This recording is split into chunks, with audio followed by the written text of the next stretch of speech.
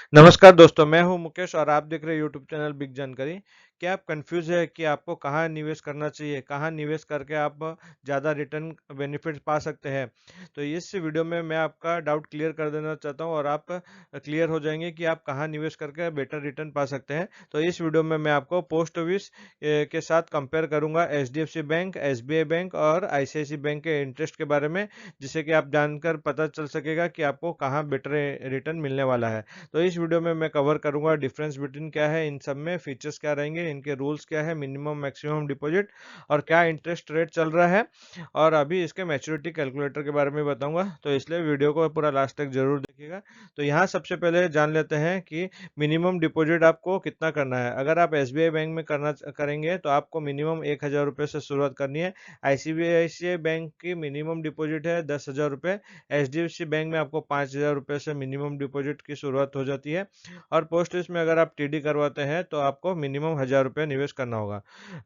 Maximum deposit की अगर मैं बात करूं तो कोई भी लिमिट नहीं है। बैंक चाहे आईसीआईसी बैंक हो, एसबीआई हो, एचडीएफसी बैंक हो या पोस्ट ऑफिस है, कोई भी बैंक में या पोस्ट ऑफिस में आपका मैक्सिमम की कोई लिमिट नहीं है। जितनी मर्जी चाहे आप डिपॉजिट कर सकते हैं। टेन्योर की अगर बात करें तो एसबीआई, आईसीआईसी और एचडीएफसी तीनों में आपको 7 दिन से लेकर 10 साल तक का पीरियड मिल जाता है डिपॉजिट करने का। आप जौन से अपने मर्जी के चाहें उतने का टेन्योर के लिए डिपॉजिट कर सकते हैं। बट पोस्ट ऑफिस में आपको 1, 2, 3 और 5 साल की ही पीरियड मिलता है। तो ये 4 पीरियड में से आपको डिसाइड करना रहता है आपको कौन से पीरियड के लिए निवेश करना है। इंटरेस्ट पेबल की अगर बात करें, जैसा कि बैंक में अगर आप करते हैं तो वहाँ आपको 4 ऑप्शन मिल जाता है। आपको आपके एफडी के अगेंस्ट में क्वार्टरली इंटरेस्ट अगर आप चाहते हैं तो क्वार्टरली मिलेगा, हाफ ईयरली मिल जाएगा, आपको ईयरली भी लेना चाहते हैं तो ईयरली भी मिल जाएगा, या फिर आप चाहते हैं कि एक साथ क्यूमुलेटिव होके मिले तो आपको ऑन मैच्योरिटी पे भी एक साथ क्यूमुलेटिव होके मिलेगा। ये जो चीज़ है ये आपको एसबीआई, आईसीआईसी और एचडीएफसी तीनों में सेम होती है। बट पोस्ट ऑफिस की अगर बात करूं तो वहाँ इंटरेस्ट रेट आपको ईयरली ही मिलता है। वहाँ क्वार्टरली, हाफ ईयरली का कोई ऑप्शन नहीं है, ना ही मैच्योरिटी का ऑप्शन है।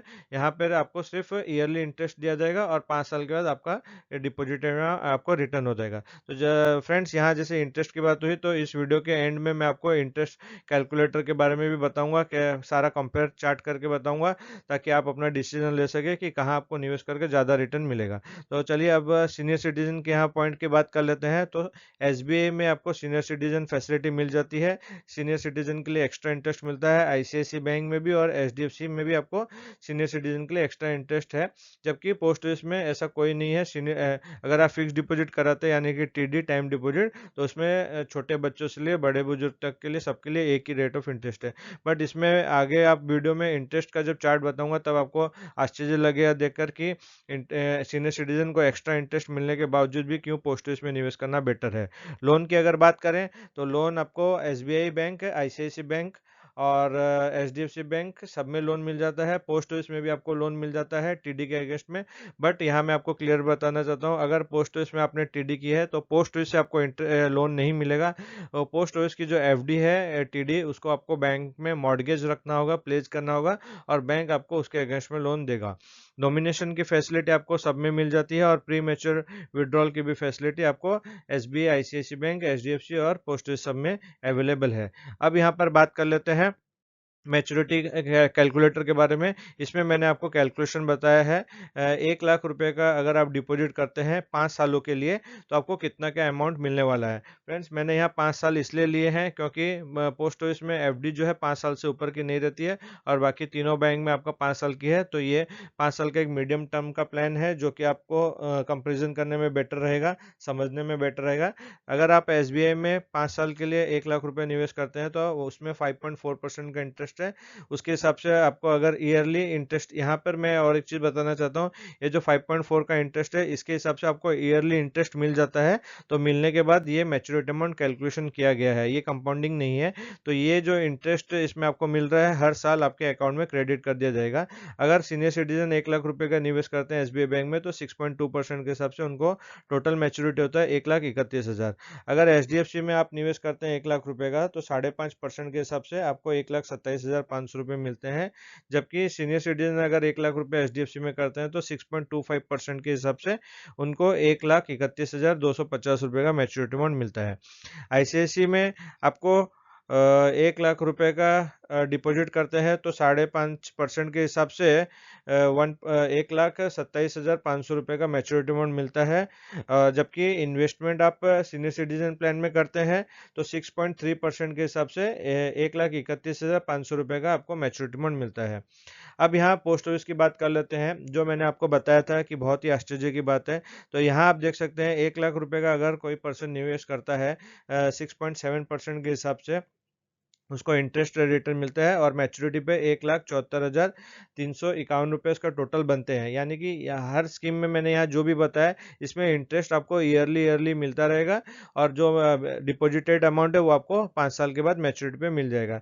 तो आप यहाँ देख सकते हैं सीनियर सिटीजन अगर कोई भी बैंक में आप करते हैं तो सीनियर सिटीजन 6.2, 6.25 या 6.3 का ही है, जबकि यहाँ 6.7% का इंटरेस्ट है। तो आप यहाँ देख सकते हैं कि अगर बच्चा के नाम से भी आप इन्वेस्टमेंट करते हैं या जनरल पब्लिक भी है जो 60 साल से नीचे का है, तो भी आपको यहाँ 6.7% का बेहतरीन रिटर्न मिलता है और सीनियर सिटीजन को भी यहाँ 6.7% का इंटरेस्ट मिलता है। तो आप अपना डिसीजन इस चार्ट के माध्यम से ले सकते हैं कि आप कहाँ निवेश कर कर ज़्यादा रिटर्न पा सकते हैं। अगर आप एसबीआई की अगर बात करें, जो कि इंडिया का लार्जेस्ट बैंक है, यहाँ आप 5.4% के हिसाब से इन्वेस्ट करते हैं 1 लाख रुपए, तो 1,27,000 रुपया आया। जबकि यहाँ आपको 1,34,000 रुपये आता है, यानी कि करीबन ये 7,000 रुपये का एक्स्ट्रा आता है। मैं यहाँ 1 लाख रुपए की बात कर रहा हूँ, अगर आपने 10 लाख रुपए निवेश किया तो 70,000 रुपये का डिफरेंस आ जाता है। तो फ्रेंड्स ये बहुत ही बड़ा डिफरेंस है।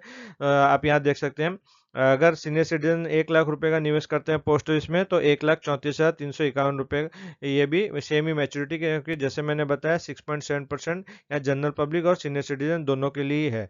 तो यहाँ पर और एक चीज़ मैं आपको बताना चाहूँगा, ये जो पोस्ट ऑफिस का मैंने कैलकुलेशन किया, इसमें इंटरेस्ट जो है क्वार्टरली कंपाउंडेड होता है, बट पेबल ईयरली, आपको ईयरली बेसिस पे मिलता है। और ये जो कैलकुलेशन है ईयरली इंटरेस्ट पेबल के हिसाब से है, जैसे कि मैंने आपको बताया हर साल आपको अपने जमा धनराशि पे हर साल इंटरेस्ट आपके अकाउंट में क्रेडिट कर दिया जाता है। और टीडीएस की अगर बात करें तो बैंक में आपका जो इंटरेस्ट आप अर्न करेंगे वो टीडीएस उसके ऊपर एप्लीकेबल होता है, बट पोस्ट ऑफिस में आपका कोई भी प्रकार का टीडीएस नहीं काटा जाता है, जो कि बहुत ही बेहतरीन है, जिसमें कि आपका टीडीएस का कोई भी झंझट नहीं रहता है, ना उसे क्लेम करने का कोई चक्कर रहता है। तो आप इसमें आराम से पोस्ट ऑफिस में निवेश करके बहुत ही बेहतरीन रिटर्न पा सकते हैं। फ्रेंड्स मैं आपको यहाँ पर और एक बार बताना चाहता हूँ कि पोस्ट ऑफिस में अगर आप एफडी करते हैं तो आपको बहुत बेटर रिटर्न मिलता है। कोई भी बैंक का अगर आप कंपेयर कर ले तो आपको पोस्ट ऑफिस में सबसे ज़्यादा इंटरेस्ट है। और एक चीज़ ये बताना चाहूँगा, इंडिया का जो भी बैंक में आप डिपॉजिट करेंगे वहाँ आपका टीडीएस इंटरेस्ट के ऊपर टीडीएस एप्लीकेबल होता है, जबकि पोस्ट ऑफिस में टीडीएस का कोई एप्लीकेबल नहीं है। तो फ्रेंड्स अगर वीडियो अच्छी लगी तो वीडियो को लाइक जरूर कीजिएगा। आपका कोई डाउट है तो आप मुझे नीचे कमेंट में पूछ सकते हैं, और चैनल पर अगर नए हैं तो चैनल को सब्सक्राइब जरूर कीजिएगा, साथ ही बेल आइकन को क्लिक कर दीजिएगा ताकि ऐसी जो भी मैं वीडियो पोस्ट करूँ उसकी नोटिफिकेशन आपको मिलती रहे। Thank you.